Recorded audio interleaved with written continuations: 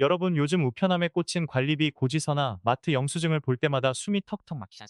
전기 요금과 가스 요금은 왜 자꾸 오르기만 하는지 한숨부터 푹푹 쉴 거야. 마음을 달래려고 스마트폰을 열어 주식 계좌를 확인해보면 상황은 훨씬 더 잔혹해.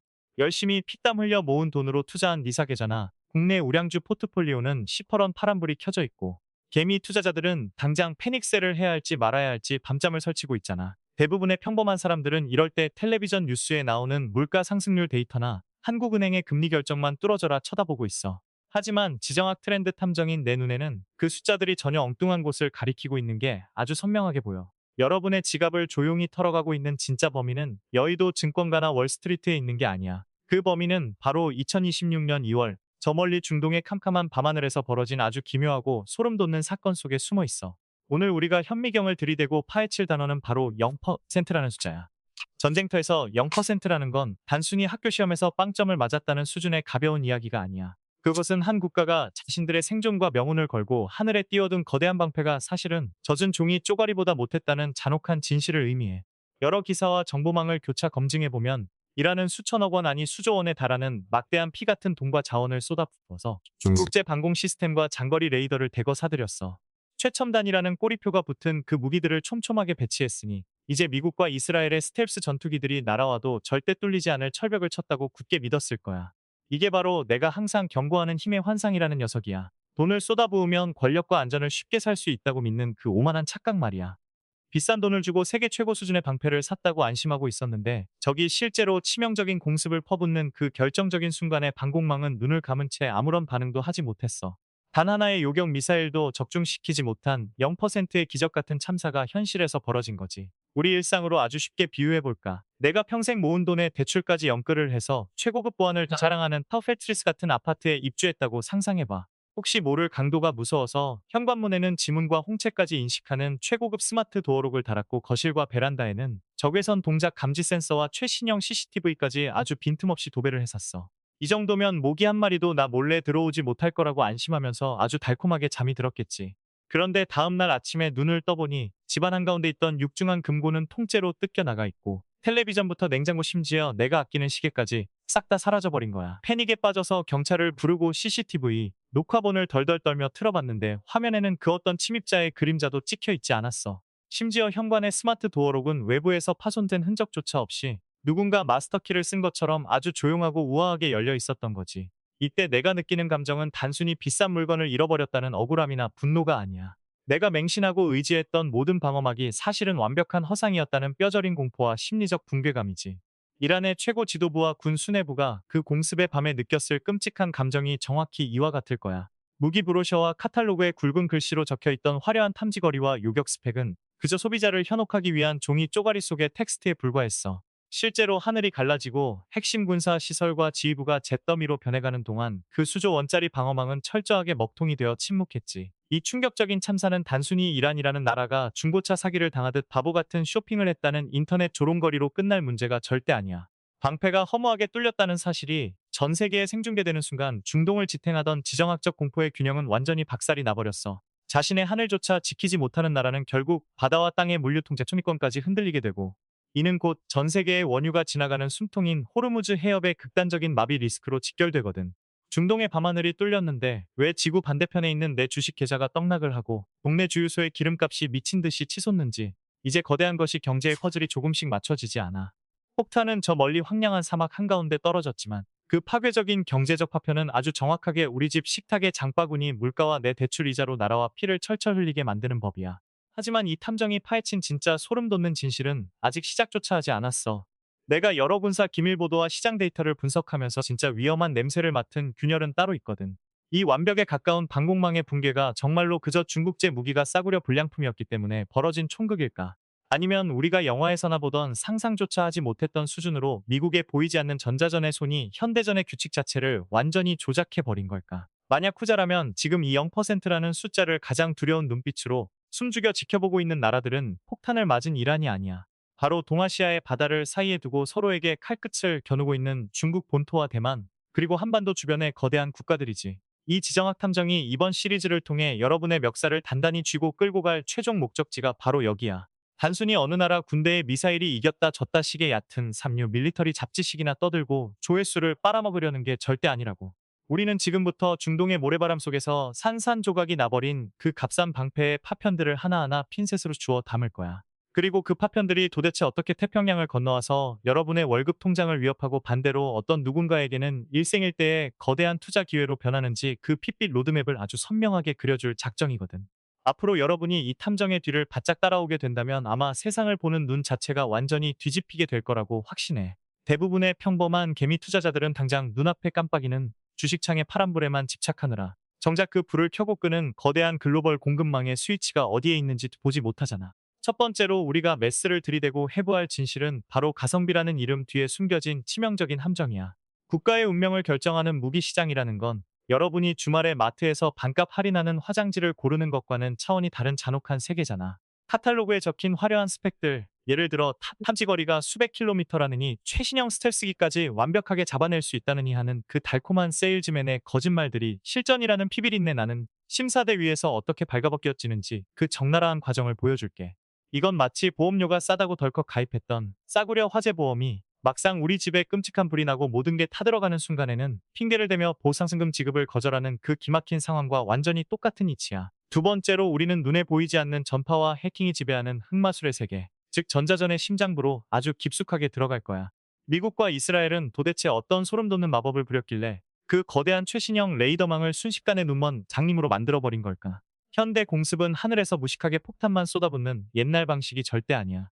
적의 귀를 먹먹하게 만들고 눈을 잔혹하게 찌르고 지휘부의 수족을 마비시키는 그 정교한 첩학 불안의 신경전은 넷플릭스에 나오는 스릴러 영화보다 훨씬 더 차갑고 무서운 현실이거든. 세 번째는 바로 여러분이 가장 애타게 기다려온 진짜 돈이 되는 것이 경제의 연결고리야.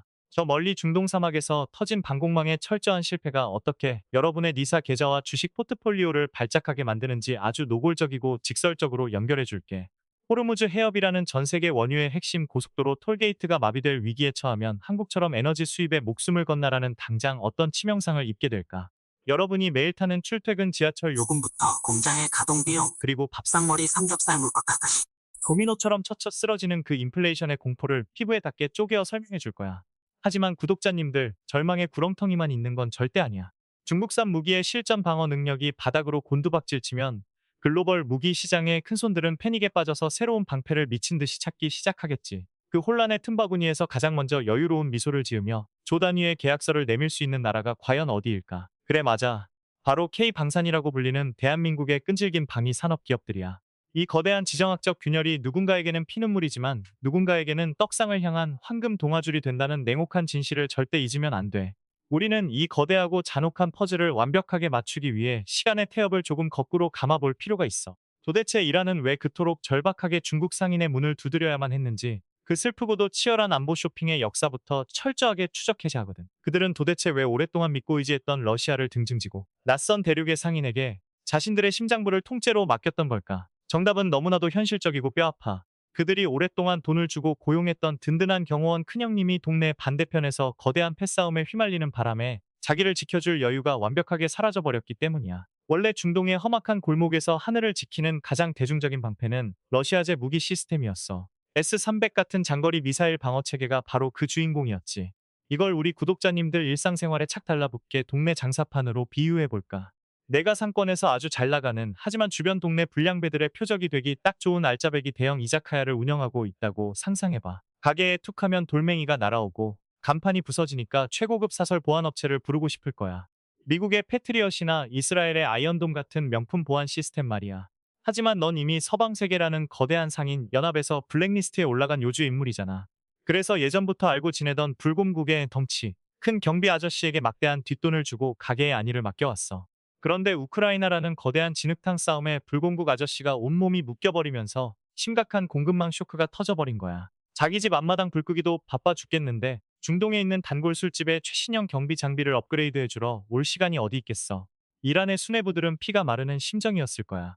당장 내일 밤에 하늘에서 스텔스 전투기가 쏟아질지도 모르는데 텅 빈 초소를 보고만 있어야 했으니까 말이야. 우리 주식 투자자들 입장에서 보면 급등주 쫓아가다가 꼭대기에서 완벽하게 물렸다며 패닉셀을 고민하는 그 공포스러운 심리와 완전히 똑같은 상태였던 거지.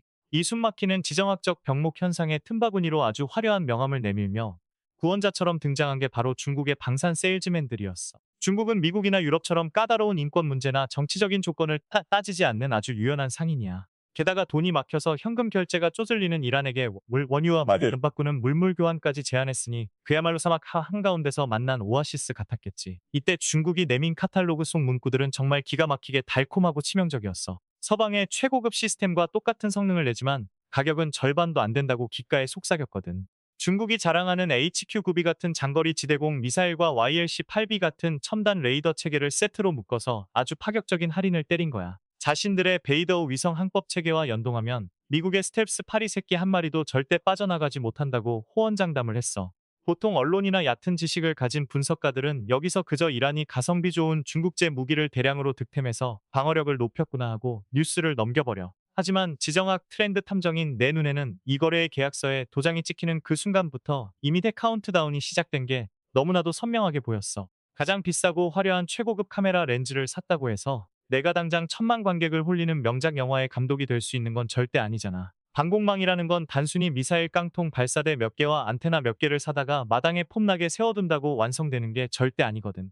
레이더가 적을 발견하면 1초도 안 되는 찰나의 순간에 지휘부로 데이터를 보내고 지휘부는 진짜와 가짜 표적을 분류해서 미사일 포대에 즉각적인 타격 명령을 내려야 해. 이 모든 과정이 사람의 섬세한 신경망처럼 하나의 유기적인 생태계로 완벽하게 묶여 있어야만 비로소 살아 숨쉬는 방공망이라고 부를 수 있는 거야.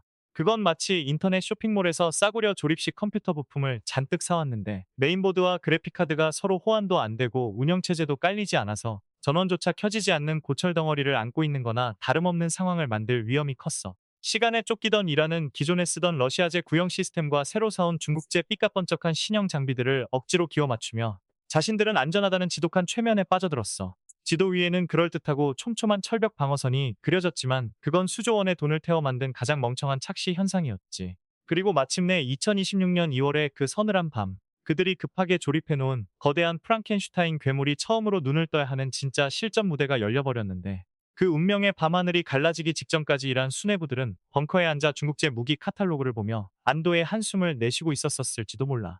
그 두꺼운 양장본 책자 안에는 그들이 그토록 원하던 달콤한 숫자와 기적 같은 스펙들이 아주 빽빽하게 적혀 있었거든. 먼저 그들이 자랑하는 핵심 차쟁이임원 HQ-9G 장거리 지대공 미사일을 한번 살펴보자고. 중국방위 산업체들의 홍보 문구에 따르면 이 미사일은 수백 킬로미터 밖에서 날아오는 적의 항공기를 산산조각 낼 수 있다고 호언장담해. 심지어 그토록 두려워하던 미국의 스텔스 위협조차 잡아낼 수 있다는 아주 도발적이고 매력적인 문구가 굵은 글씨로 박혀 있었지.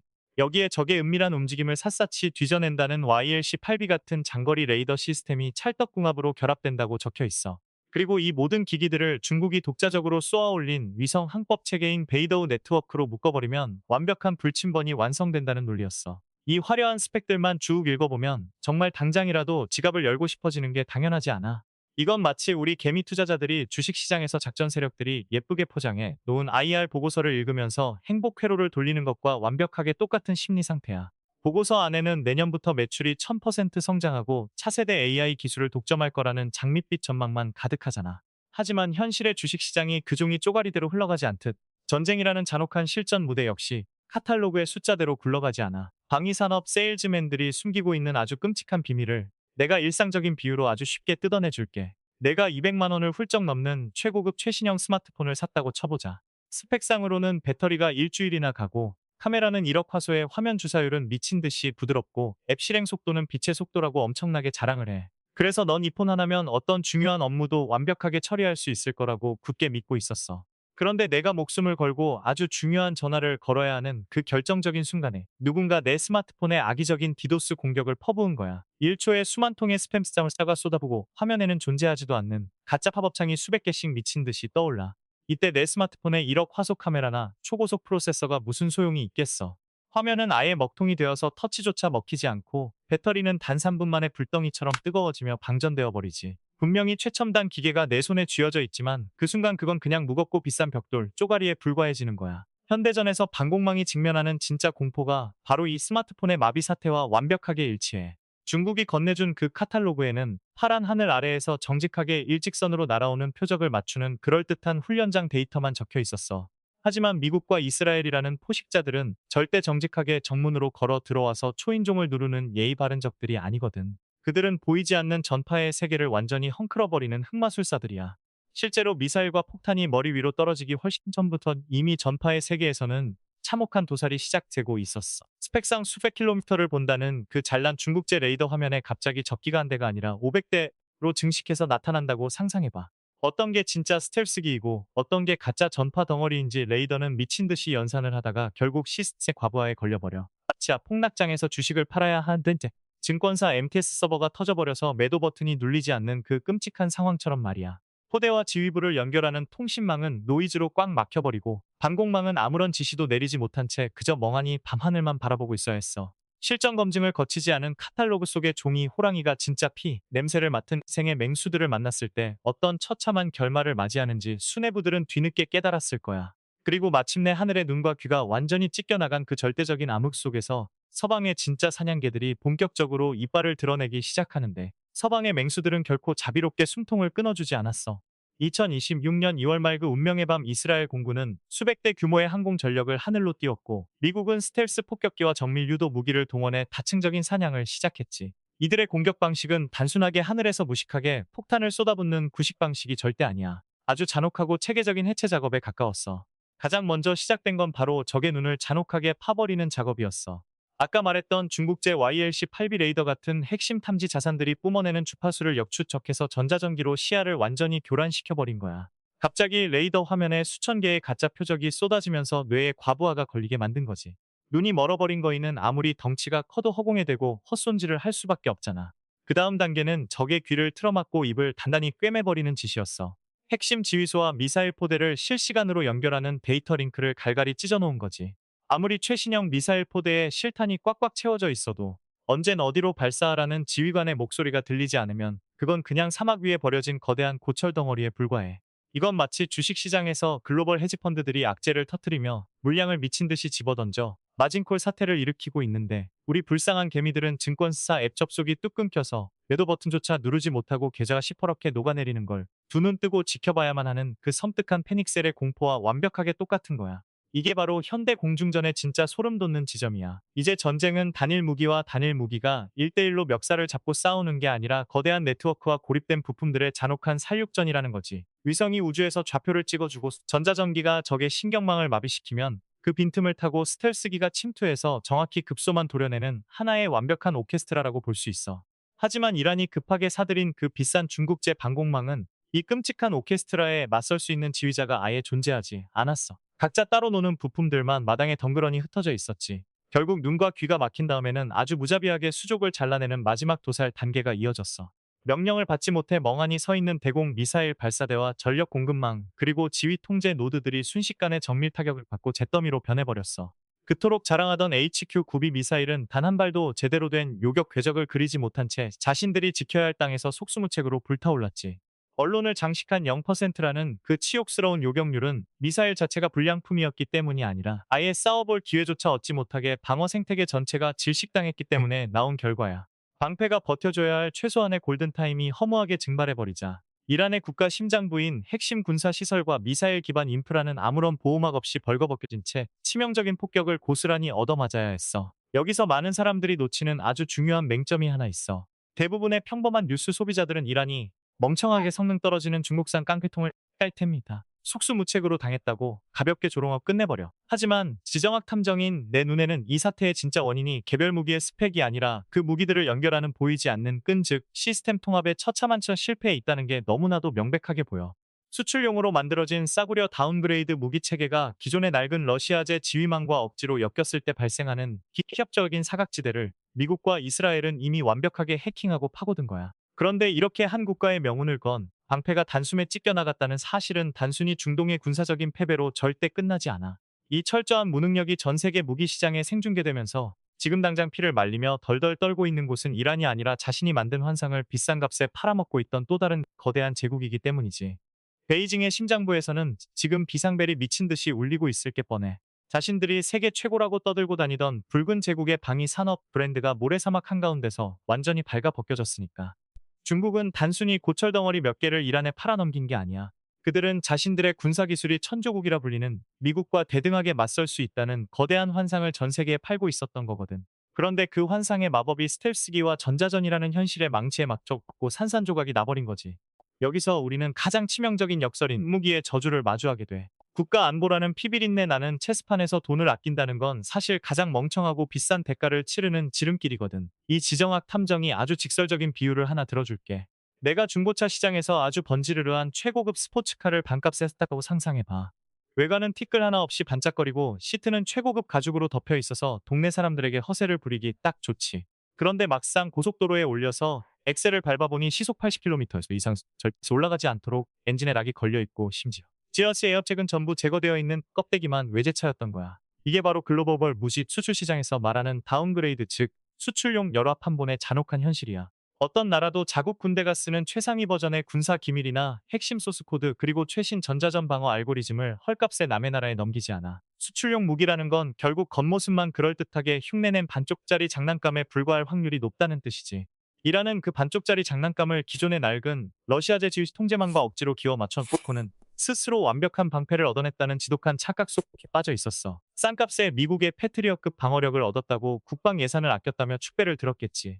하지만 막상 하늘이 뚫리고 핵심 핵폭탄 개발 시설과 지휘부가 잿더미로 변해버린 지금 그들이 아꼈던 수천억 원의 돈이 도대체 무슨 의미가 있을까? 국가의 협상력이 바닥으로 곤두박질치고 에너지 인프라가 파괴되어 나라 전체의 경제가 마비되는 그 천문학적인 피해를 생각하면 처음부터 가장 비싼 대가를 치른 거나 다름없잖아. 이 끔찍한 실전 리뷰는 무기 시장에서 절대로 지워지지 않는 붉은 낙인이 되어버려. 더 소름 돋는 건 이 끔찍한 실패가 처음이 아니라는 거야. 남미의 베네수엘라에서도 중국질의 단일 레이더가 미군의 고도화된 침투 작전 앞에서 제대로 된 탐지조차 하지 못하고 먹통이 되었다는 뼈아픈 분석이 나왔었거든.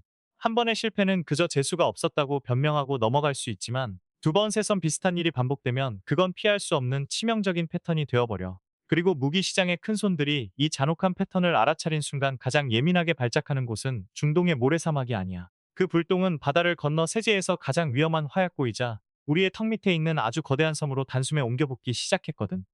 그 거대한 섬이 어딘지 다들 눈치챘지. 맞아, 바로 일촉즉발의 화약고이자 세계 경제의 숨통을 쥐고 있는 대만 해협이야. 그런데 이쯤 되면 우리 현명한 구독자님들이라면 마음속에 아주 날카롭고 현실적인 질문 하나가 떠오를 거야. 탐정님, 그럼 중국제 무기는 껍데기만 번지르르한 완전 쓸모없는 깡통 고철 덩어리인가요? 아니면 미국의 눈에 보이지 않는 전자전 능력이 진짜 신의 경지에 도달해서 도저히 인간의 힘으로는 막을 수 없는 건가요? 그래서 내가 피땀 흘려 모은 비상금으로 투자한 주식들은 지금 당장 패닉셀을 하고 달러나 금으로 빤스런을 쳐야 하나요? 지금 온갖 주식 커뮤니티나 경제 기사 댓글창을 보면 이런 공포 섞인 비명들로 가득 차 있잖아. 중동발 제3차 세계대전이 터진다느니 내 계좌가 반토막 나서 벼락거지가 될 거라느니 호들갑을 떠는 개미들의 탄식이 여기저기서 들려오고 있어. 하지만 진실의 방에 들어온 이상 이런 얄팍한 공포심에 휩쓸리지 말고 아주 차갑고 잔인하게 현실의 뼈대를 발라보자고.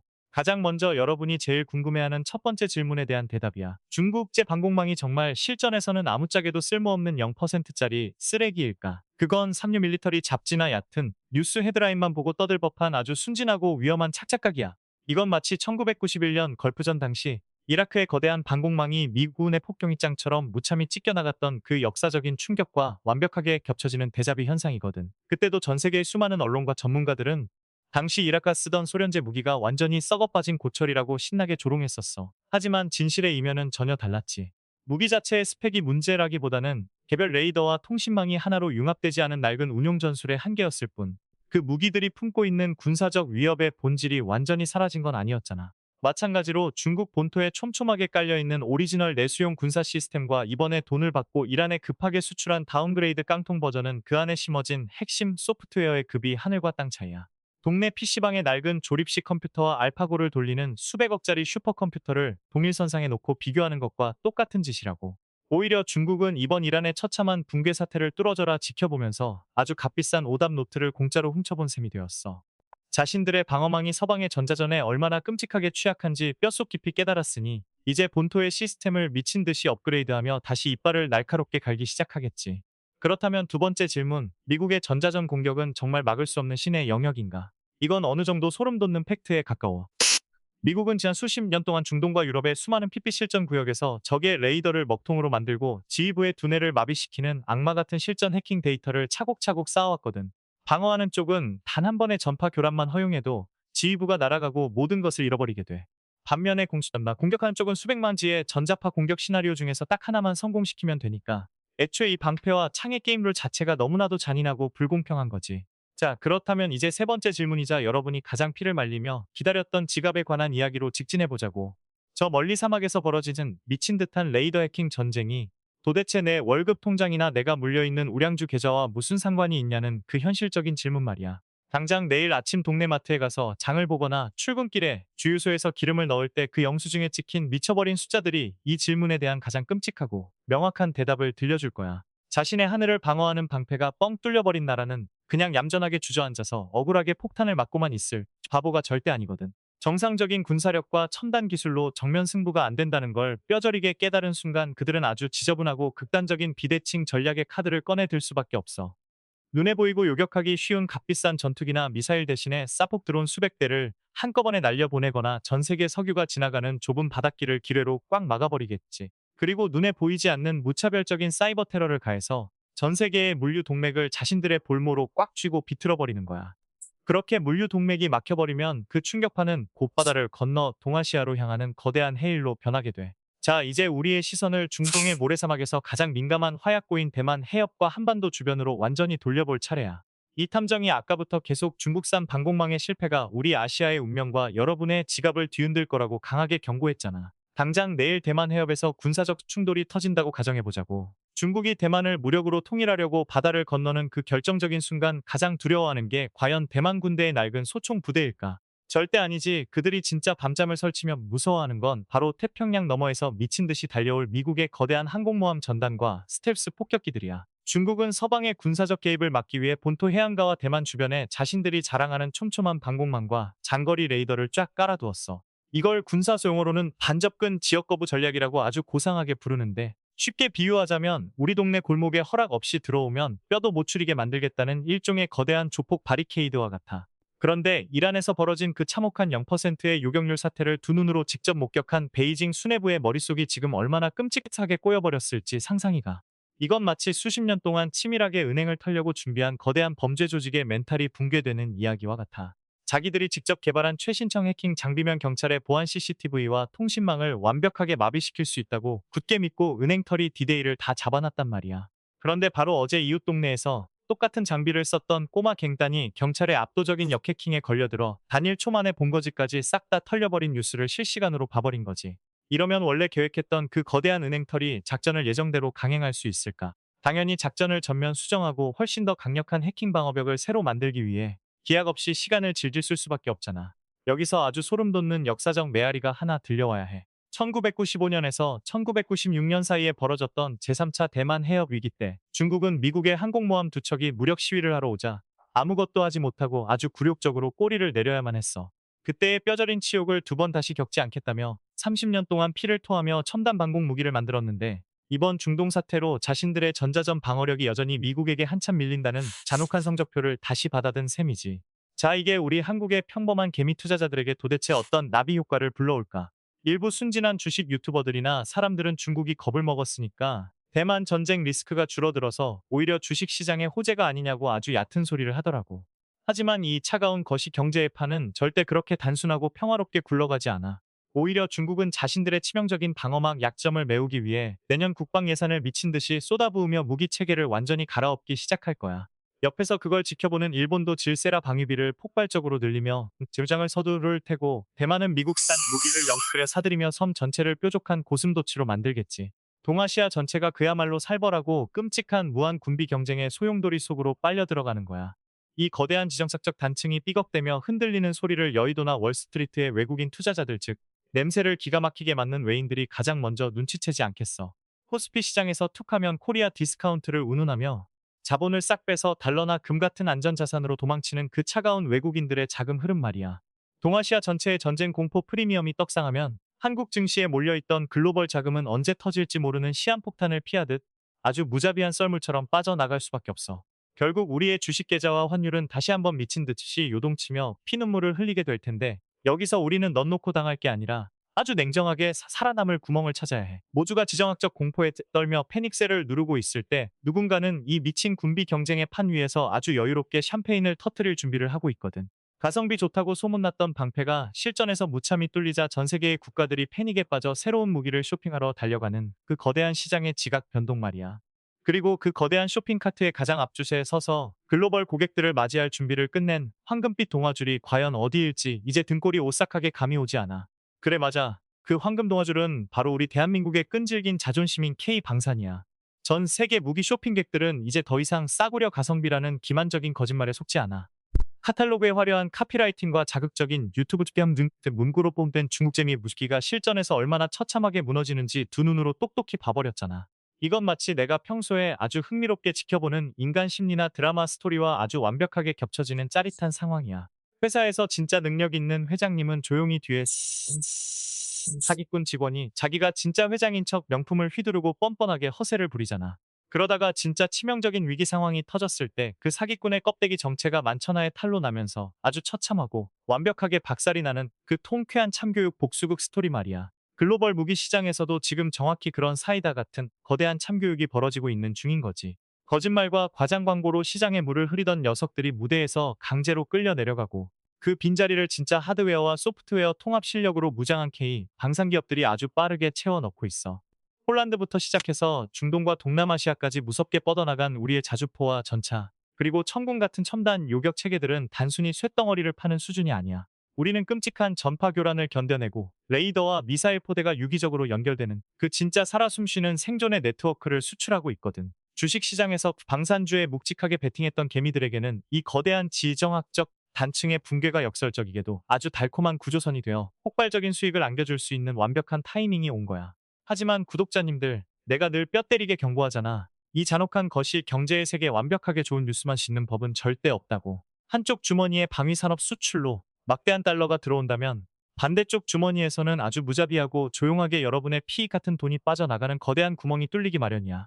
그 지옥 같은 구멍의 이름이 바로 인플레이션과 에너지 쇼크야. 이란의 하늘이 허무하게 뚫렸다는 건 중동의 가장 예민한 분노의 신경망이 불타올랐다는 뜻이고, 궁지지에 몰린 그들이 가장 먼저 꺼낼 수 있는 극단적인 보복 카드는 전 세계 원유의 심장인 호르무즈 해협을 꽉 틀어쥐는 거거든. 저 멀리 사막의 바닷길이 막혀서 배가 못 다니는 게 당장 내 지갑이랑 무슨 상관이냐고 묻는다면 그건 글로벌 자본주의의 잔인한 톱니바퀴를 전혀 이해하지 못하는 소리야.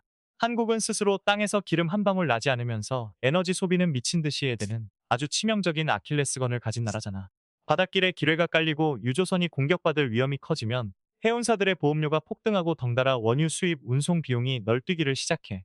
그리고 그 막대한 추가 비용은 결국 태평양을 건너와서 여러분의 아파트 우편함에 꽂히는 관리비 고지서의 붉은 숫자로 둔갑하게 되는 거야. 당장 내일 아침 동네 주유소의 휘발유 가격 앞자리가 미친 듯이 바뀌는 건 이 끔찍한 도미노의 아주 작은 시작에 불과해. 공장을 돌리는 산업용 전기 요금이 덩달아 오르고 화물차 기사님들의 물류비가 치솟으면 마트 매대에 진열된 두부 한 모와 삼겹살 가격까지 미친 듯이 뛰어오르게 되거든. 물가가 이렇게 널뛰기를 하면 한국은행은 인플레이션을 잡겠다고 기준금리를 섣불 내리지 못하고 목줄을 꽉 쥐고 있을 테니 영끌에서 집을 산 사람들의 대출 이자는 숨통을 더욱 조여올 수밖에 없어. 저 멀리 중동의 캄캄한 밤하늘에서 중국제 레이더가 먹통이 된 그 보이지 않는 나비의 날갯짓이 결국 여러분의 식탁 위 반찬 개수를 줄여버리고 은행 계좌의 잔고를 파먹는 거대한 경제적 태풍으로 변한 거야. 방패가 부서진 세계에서 우리는 도대체 무엇을 믿고 투자를 해야 하며 앞으로 다가올 진짜 최악의 시나리오는 무엇인지 이제 그 마지막 진실의 문을 열어볼 시간이야. 그 마지막 진실의 문턱에서 우리는 앞으로 벌어질 세 가지의 아주 소름 돋는 미래 시나리오를 마주하게 될 거야. 첫 번째 시나리오는 바로 뼈아픈 오답 노트를 펼쳐든 거대한 붉은 제국의 광기 어린 반격이야. 중국은 이번 사태를 그저 망신살 뻗친 참사로 끝내고 순순히 물러날 바보들이 절대 아니거든. 오히려 자기들의 레이더가 어떻게 눈이 멀었고 통신망이 어떻게 찢겨 나갔는지 그 처참한 실전 데이터를 아주 지독하게 분석해서 전자전 방어력을 미친 듯이 끌어올릴 게 뻔해. 그 결과 대만 해협과 동아시아의 군비 경쟁은 과거와는 비교도 할 수 없을 만큼 훨씬 더 날카롭고 끔찍한 괴물들의 싸움으로 변모하겠지. 두 번째는 전 세계 무기 시장의 거대한 연쇄 이동 현상이야. 가성비라는 달콤한 거짓말에 속았던 국가들이 공포에 질려 기존의 구매 계약서를 바퀴바퀴 찢어버리고 새로운 진짜 방패를 찾아 미친 듯이 헤매기 시작할 테니까. 이 혼란의 틈을 타서 하드웨어와 소프트웨어의 완벽한 통합 능력을 증명해낸 한국의 K 방산 기업들에게는 그야말로 하늘에서 막대한 돈다발이 떨어지는 역대급 황금기가 열릴 수 있어. 마지막 세 번째 시나리오는 바로 전쟁이라는 게임의 규칙 자체가 완전히 새롭게 쓰이는 거대한 패러다임의 진화야. 이제 전 세계의 어떤 나라도 멍청하게 미사일이나 레이더 안테나 같은 깡통 하드웨어 단품만 사들이며 안심하지 않을 거야. 적의 해킹을 막아내는 촘촘한 사이버 방어망부터 인공위성과 실시간으로 소통하는 무선 데이터 링크, 그리고 실제 전쟁터와 똑같은 환경에서 돌아가는 인공지능 시뮬레이션 훈련 프로그램까지 모든 것을 하나의 생태계로 묶어서 패키지로 요구하는 시대가 온 거지. 결국 다가오는 미래의 방산 시장은 쇳덩어리를 파는 거대한 철물점이 아니라 생존을 위한 전투 네트워크 소프트웨어를 구독하게 만드는 무서운 빅테크들의 전쟁터로 바뀌게 될 거야. 오늘 이 지정학적 탐정이 아주 길고 깊게 파헤친 이 거대한 이야기의 최종 결론은 너무나도 명확하고 잔인해. 국가 안보라는 피도 눈물도 없는 도박판에서 가장 값비싸고 멍청한 선택은 국방 예산을 쥐어짜서 비싼 서방 무기를 사는 게 아니야. 가장 치명적인 대가를 치르는 진짜 최악의 선택은 결정적인 순간에 작동조차 하지 않는 싸구려 가짜 무기를 사놓고서 스스로 완벽하게 방어벽을 쳤다고 굳게 믿어버리는 그 오만한 착각이야. 그 얄팍한 착각의 거품이 터지는 순간 국가의 심장부는 불바다가 되고 개미 투자자들의 주식 계좌는 파랗게 멍들며 평범한 사람들의 밥상머리 물가는 우주 끝까지 치솟는다는 걸 이번 중동 사태는 아주 끔찍한 방식으로 증명해 주었어. 자, 이제 여러분은 텔레비전 뉴스에서 가볍게 떠드는 요격률 0%라는 그 얄팍한 숫자 뒤에 얼마나 거대하고 소름 돋는 지정학적 진실들이 숨어 있는지 완벽하게 꿰뚫어 보게 되었을 거야. 바다 건너의 단층이 찢어지면 그 파편이 어떻게 태평양을 건너 여러분의 지갑을 무자비하게 후벼 파는지 이제 뼛속 깊이 느꼈잖아. 방송을 마무리하기 전에 마지막으로 책임 한계를 명확하게 짚고 넘어갈게. 이 오디오북 시리즈에서 다룬 모든 군사적 분석과 거시 경제의 흐름은 철저하게 현재까지 공개된 전 세계 지정학 데이터와 시장의 동향을 바탕으로 나의 날카로운 탐정의 시각을 더해 해부한 결과물일 뿐이야. 특정 국가의 주식이나 원자재 환율 그리고 특정 방산 기업에 대한 절대적인 매수나 매도 추천이 아니라는 점을 분명하게 명심해둬. 투자라는 잔혹한 전쟁터에서 매수 버튼과 매도 버튼을 누르는 마지막 손가락의 책임은 오롯이 구독자 여러분 자신에게 있다는 걸 절대 잊으면 안 돼. 오늘의 핏빛 분석이 여러분의 차가운 투자 생존에 조금이라도 예리한 무기가 되었다면 지금 당장 구독과 알림 설정을 꾹 눌러줘. 그리고 댓글창에 여러분의 솔직한 통찰을 아주 자유롭게 남겨줬으면 좋겠어. 과연 중국이 이번에 뼈아픈 실패를 딛고 미국의 전자전을 뛰어넘는 진짜 악마 같은 방패를 기어코 만들어낼 수 있을까? 아니면 우리의 K방산이 기 거대한 균열에 틈새를 완전히 먹어치우고 글로벌 탑티어로 군림하게 될까? 여러분의 아주 예리한 생각들을 꼼꼼하게 읽어보고 기다리고 있을게. 다음 시리즈에서는 이 중동발 지정학 쇼크가 어떻게 전 세계 자본시장의 숨통을 조이고 밥상 물가를 빙하기로 몰아넣을 수 있는지 그 소름돋는 나비 효과의 실체를 아주 집요하게 파헤쳐서 돌아오겠어. 그때까지 지갑의 방패를 튼튼하게 수리하고 다들 무사히 살아남아.